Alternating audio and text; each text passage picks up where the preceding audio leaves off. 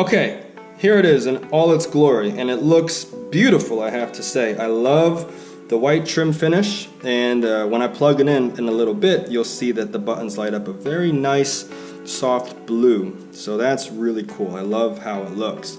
Let me start off by telling you what's in the box. So obviously it comes with the keyboard. This is the 49 4-octave version, and it comes with this little tray. At first I wasn't really sure if the keyboard itself would be set up like that, but turns out that you can actually, it's more like a stand for your phone or your tablet. Okay, so the phone fits in like there, and then there's this little groove on this side, and then there's like a little knob that sticks out of the keyboard, and if you want it to be perfectly centered, it just slides right in like that. It doesn't lock, it doesn't snap, but it keeps it, you know, in place, so that's really cool. And then you can see when you turn on your device, it's right there. So I gotta be honest, I don't normally play music from an iPhone or an iPad. I'm mostly just like a laptop guy. But it does come with this cord which has the, I believe this is lightning, thunder, I always get them confused. But this plugs right into your phone, and as you can see, it's a very short wire that doesn't need to be very long because it goes right into the back of the keyboard like so. Okay, so there you are. Cool, right? So now, let me tell you about this wire. So, the end of this kind of looks like something from back in the day. I thought it was called Serial, but after trying to look for it online, I can't seem to find it. It is like some kind of proprietary input, and if you lose or break it, that's not good. It's not such a bad thing in the case of the iPhone or iPad, but you'll see that there is another cord that is exactly the same size, and this, both having this weird proprietary input. And then the other one is for the laptop, which has the USB, which everyone knows and loves. But again, it's really short. Both of these wires are no more than, they're not even 3 feet, okay? So for hooking it up to the laptop, which is what I'm gonna do now, you gotta make sure that the computer, that the laptop itself, is really close to the keyboard. If I really wanna start using this as my main keyboard, I gotta find a longer wire, just to kind of give you some comparison. I don't know why they did this, but normally this is what it should be. This is a standard, and you can see this is the wire that I use when I play with my Keystation 49. Like, this John is 8 feet long, okay? So that's really cool. They're inexpensive, they're very abundant, you can get them anywhere. This one, not so much, okay? So that's the biggest con. Everything else that I say from here on out is gonna be all like awesome praise, because it is like awesome. I feel bad that I had to say the con right up front, but it is what it is. In any event, let's plug this bad boy in and see what it looks like and start to play around. Okay, there it is, and you probably can't see the blue lights as awesome as they look at night, because it's daytime and I want you to actually see in good light. But in nighttime, in a dark studio, in a dark room, this really looks cool. And before I jump ahead of myself, it also comes with 4 AA batteries, which you put into the back, like so, if you want to use it with the iPhone or the iPad. And then lastly, it also comes with this IK pamphlet, and it's actually really informative. Oh gosh, this is another crazy thing. I'll get to that later. It comes with this little booklet. I've kind of been out of the game in terms of like what IK has been up to. They're actually this is a pamphlet all about just basically advertising all their gear that they sell. They have a lot of really cool stuff. Yeah, I didn't know. It's nice to get caught up to speed in about, 3 minutes looking through the book. They got a lot of cool stuff. So, shout out to IK. So that was informative. It also comes with a really cool instruction manual. This is like the abridged version. You can go online. They give you a link down here. ikmanual.com/iRigKeysIO. is like the full PDF version where they show you everything. But if you want to get playing around as fast as possible, just kind of browse through this really quick, and that's all you need to know. And then, last but not least, there's the registration, the product registration. Now this is kind of insane because the stuff that they give away, that they include in this bundle, costs a lot of money. It's like $500 worth of software if you were to just purchase the software. But since you bought the hardware and they actually bundle this stuff together, it's like a steal of a deal. Let's see, I'll read the box really quick so I can show you. It comes with Sample Tank 3, which I've had, I think I had Sample Tank like 1.5 back in the day.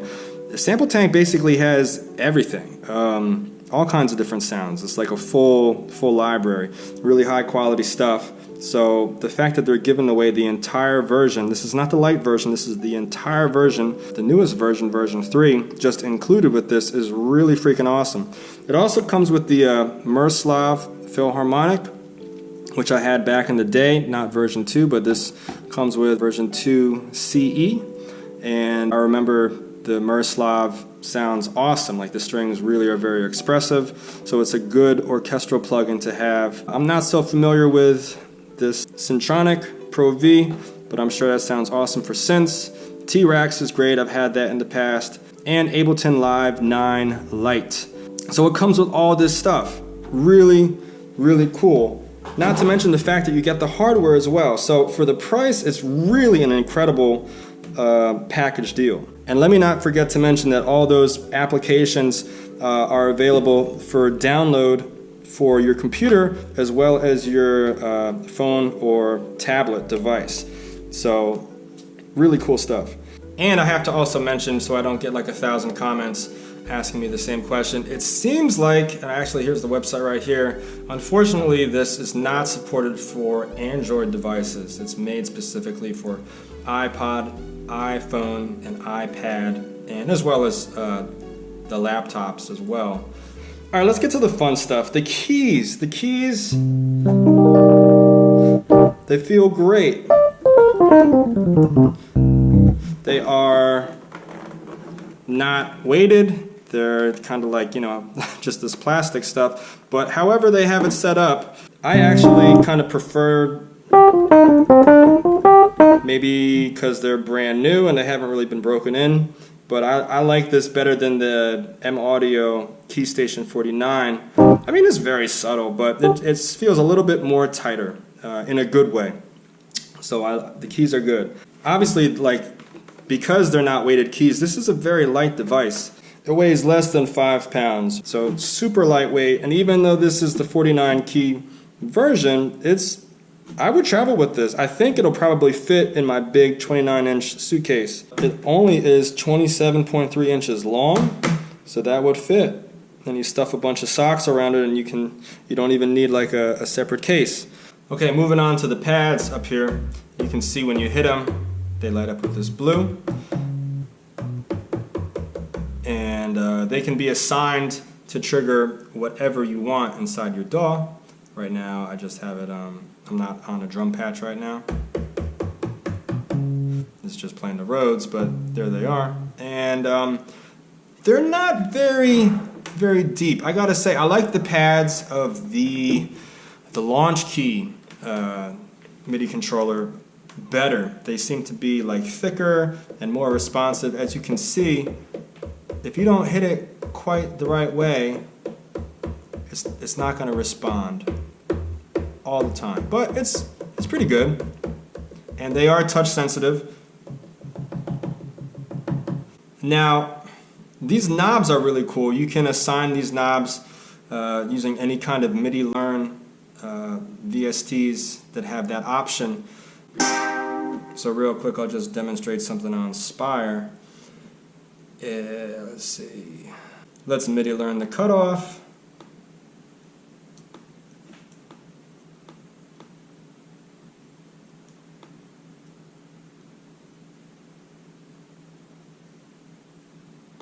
MIDI Learn. And then there it is. That's all it is. And And these can be assigned to any MIDI learn parameter. You have 4 knobs. Let's just say, hypothetically, I set this second knob to 55 on the digital readout. This one goes to 102, yada yada, whatever you're at. And if you want to be able to recall where they're at, all you got to do is just touch the top and it recalls where each knob is preset at.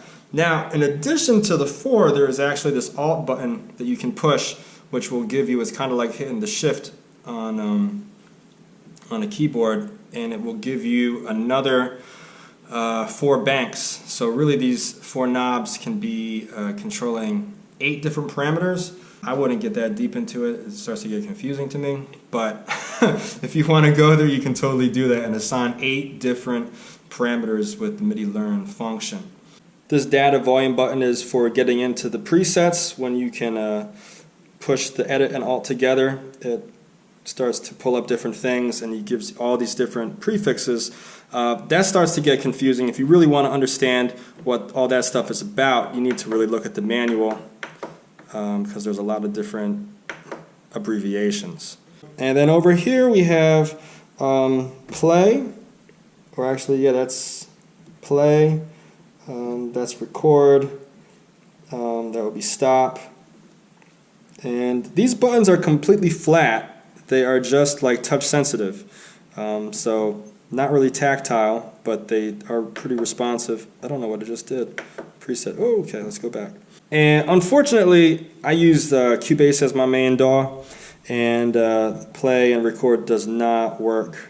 There might be a way to program it, but I haven't gotten into it. I know that all this stuff does work and syncs up automatically with GarageBand as well as Logic. Those are the 2 programs that iRig is like specifically made for. But that's not to say that, so for instance, in this, the program button over here to the left of all that, it does change. So that's really nice to be able to select sounds without needing to go to the computer right there like that, and it works even on Cubase, so that's really cool. Not every VST will do that, however. Most will. That's Spire right there. To the left of that we have the octave, with only 4 octaves if you want to play higher.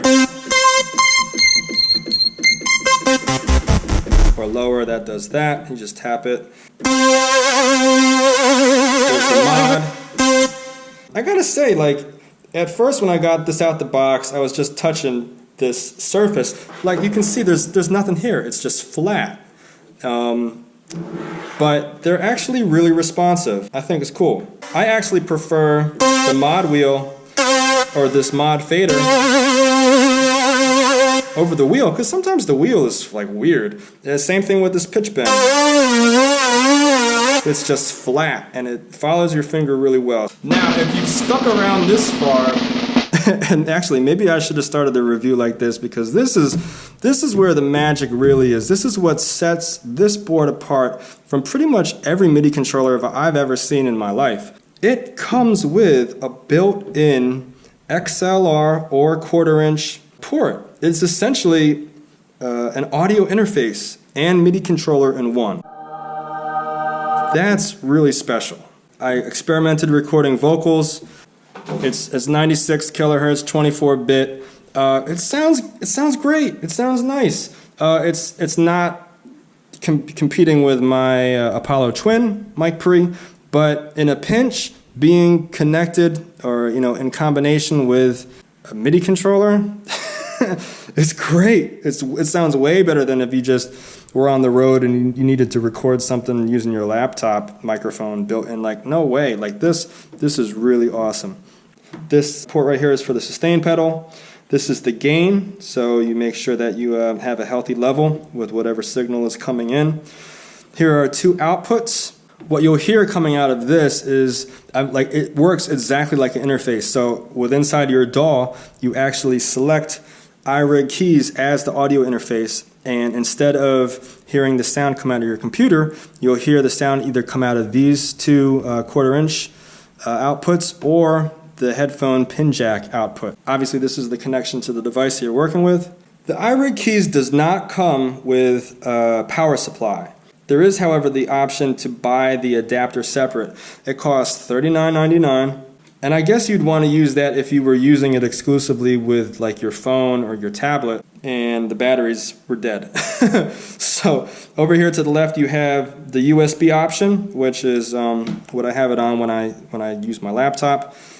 The center option is for the battery, and then if you want to have the device completely off, you just switch it to off. So that's all the stuff that's going on in the back. Like I said in the beginning, my only really major point of contention is the length of this wire, and also that the wire is not like a standard USB wire. Okay, so that's my only gripe about it, but other than that, it's awesome. It's awesome, and I love how it looks.